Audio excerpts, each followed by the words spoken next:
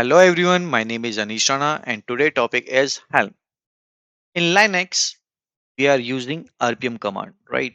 For Red Hat or CentOS operating system, we are using RPM command. And with the help of yum utility, we can install multiple packages. This yum repository, or you can say that yum command will install all the dependencies automatically, right? For that reason, we add, or you can say that we create the file for yum repository, right? Inside this file, we add one URL from where we can download all the packages.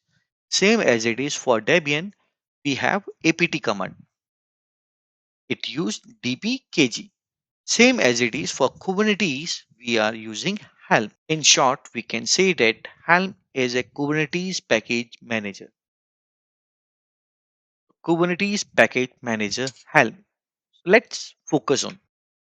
Take an example that we have one container and inside this container our application is running and this container is running inside the pod. For the sake of reliability, we create a two pods, right? Or sometimes we create four or five pods depending upon the situation. For now, let's focus on we have one pod and the replica, same replica is running here. So we can say that we have two pods. These pods are being managed by replica set. If one pod goes down, our replica set will create another pod. Now my user is very happy that all these stuffs or all these pods are being managed by replica set. If we want to upgrade these replica sets, we have deployment. And this replica set is being managed by deployment. And all these steps are running inside the Kubernetes cluster. Beside this, sometimes we need to add the config map or secret, and we can how we can add with the help of environmental variables. Sometimes we need stateful sets.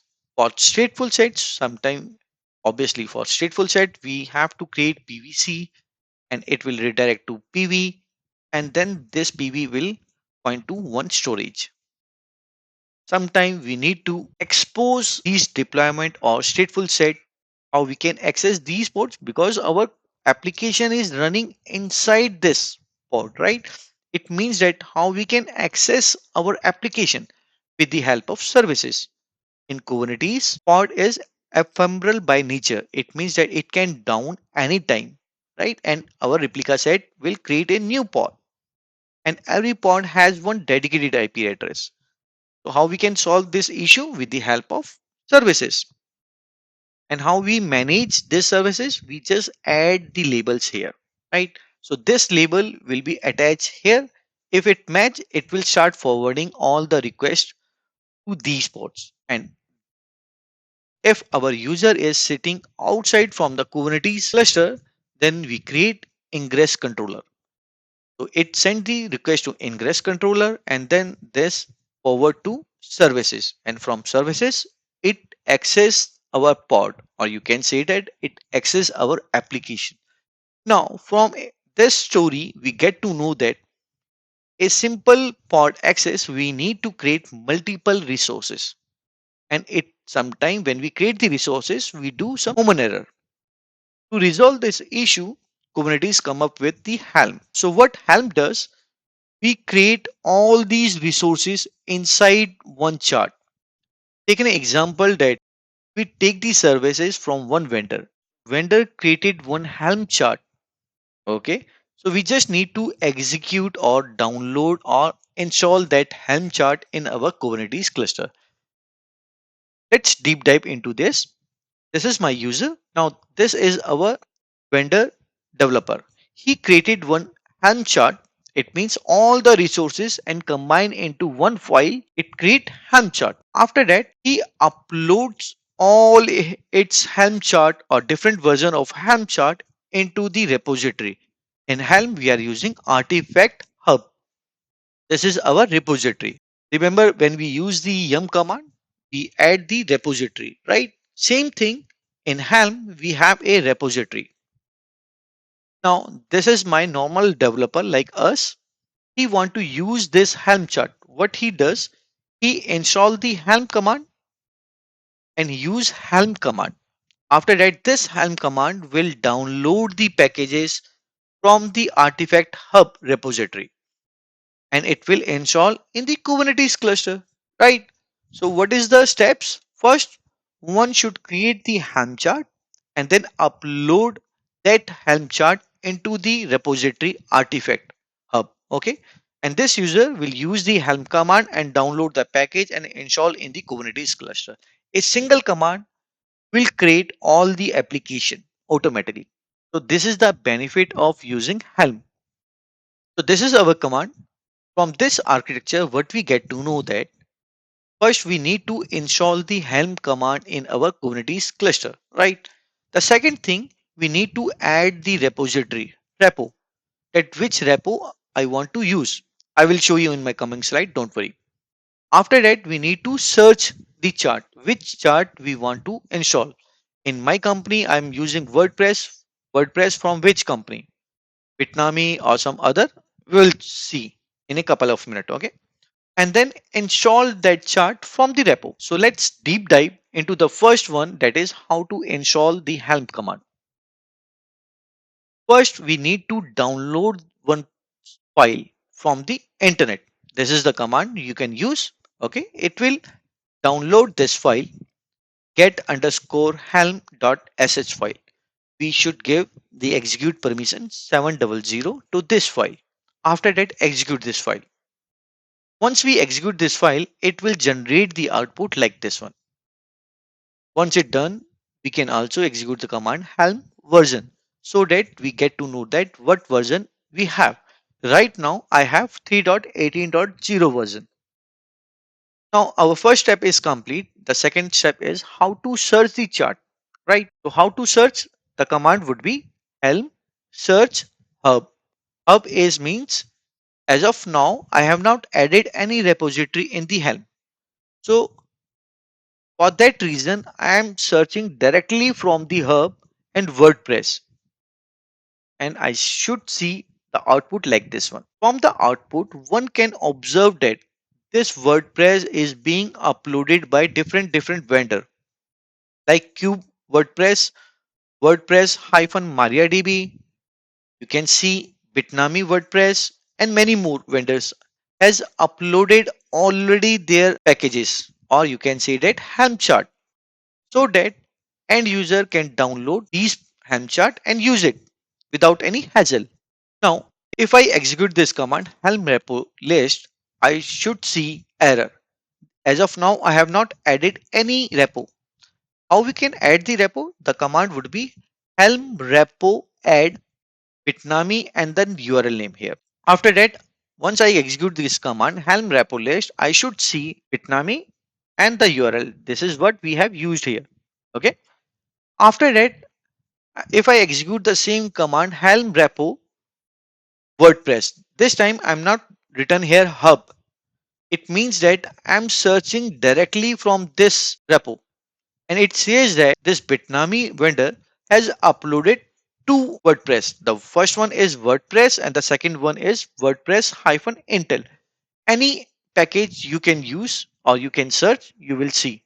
Okay. If you want to use Helm packages in Kubernetes, what we do, we generally create one namespace. This is what I have created kubectl create namespace, one namespace name. Okay. After that, I'm going to install this WordPress and the command would be helm install one repository name WordPress 1, and then this is my repo name. This is the vendor name and this is my WordPress Helm chart. So this is my Helm chart and this is going to install in a namespace. And you can also use hyphen version if you observe different version of WordPress Helm chart. Obviously, for your organization, you are using different Helm chart. For that reason, I have mentioned here hyphen version. Once I execute this command, I should see this output. It means that the name of our Helm release name, WordPress 1, and the namespace, it is installed inside my namespace and the status is deployed.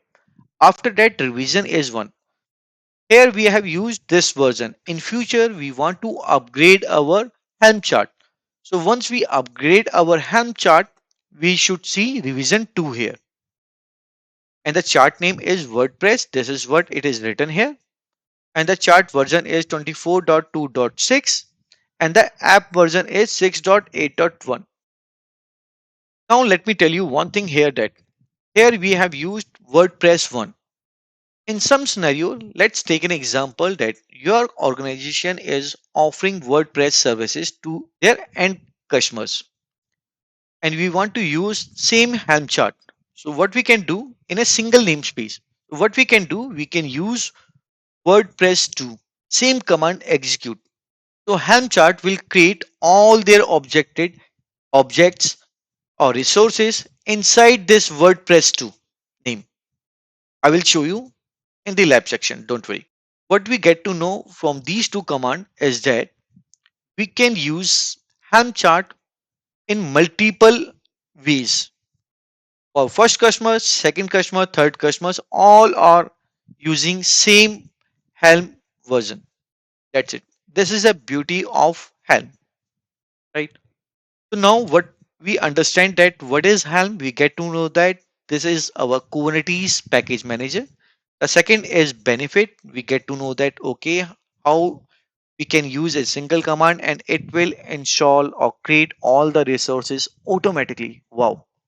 And the third is how we can install the Helm and its architecture. I will cover in some different videos. Okay. So let's focus on exam, how we can attempt exam question. In order to proceed the lab, you need to open the github.com/anishrana2001. After that, you need to click on CKA.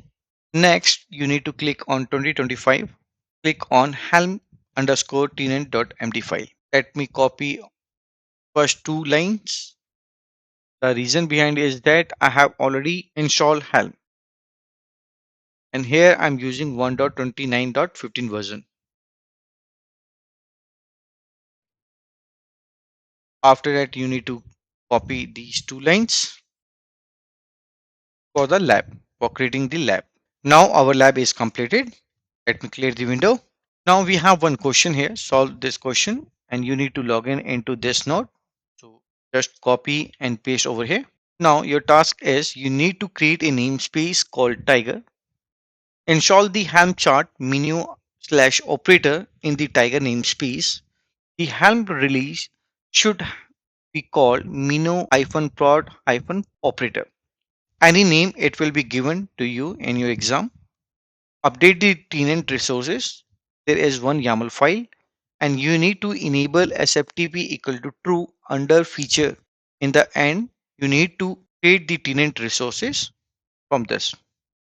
No issue. Now in solution, Helm command package is already installed. So you don't need to install the Helm command.